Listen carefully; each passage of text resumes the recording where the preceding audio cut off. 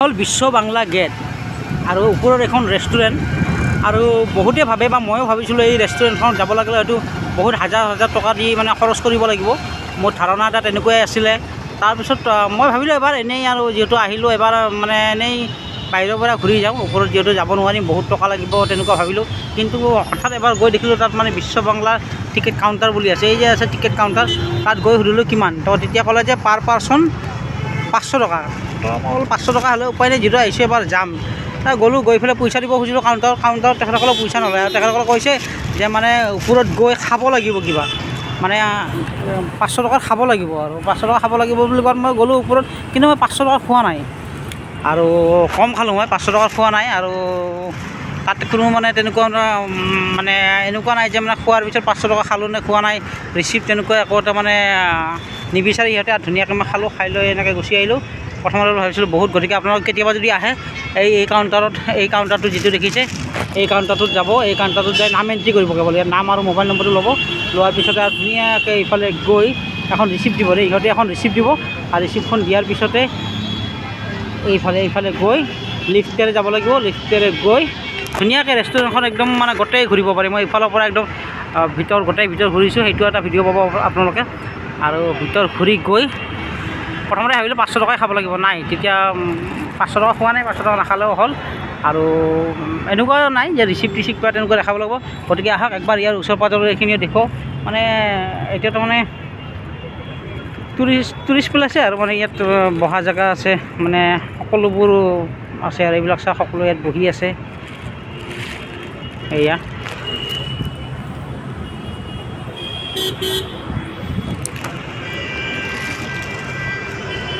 চাওক, এয়া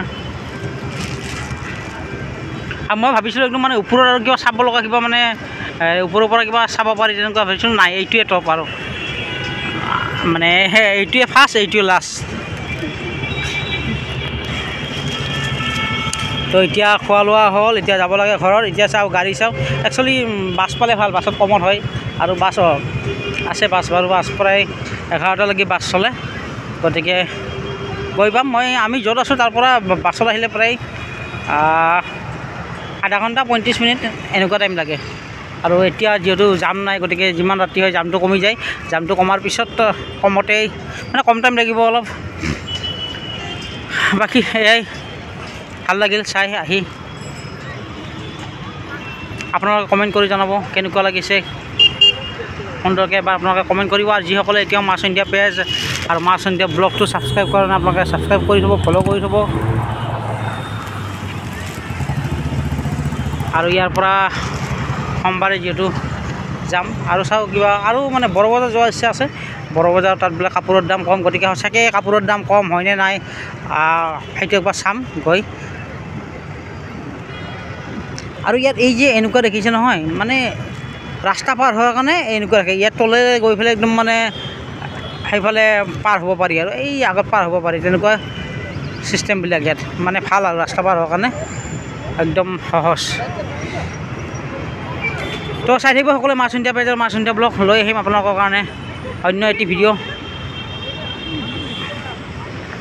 আৰু বিশেষকৈ মই আহিছোঁ ইয়াত মেডিকেলত আহিছোঁ, একচুৱেলি ঘূৰিব অহা নাই, মেডিকেলত আহিছোঁ।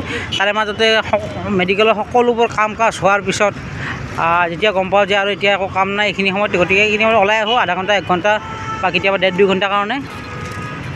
এনেকৈ সকলোবোৰ তাত ঠিক ঠাক কৰিয়েই ওলাই আহোঁ। আগতে প্ৰথমতে মেডিকেলৰ কাম, তাৰপিছত এনেকৈ অলপ মই ঘূৰিব। আজি আৰু দিনটো মেডিকেলৰ কাম আছিলে, গতিকে আজি দিনটো অহা নাই। আজি 6টা বজাত ঘৰৰ পৰা ওলাই আহিছিলোঁ।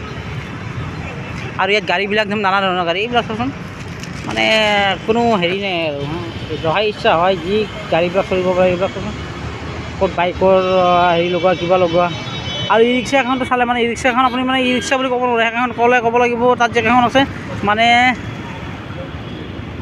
ই ৰিক্সা, চাইকেল আৰু বাইক, মানে 3টা বস্তু ইয়াত মানে লগোৱা আছে আৰু ই ৰিক্সাখনত।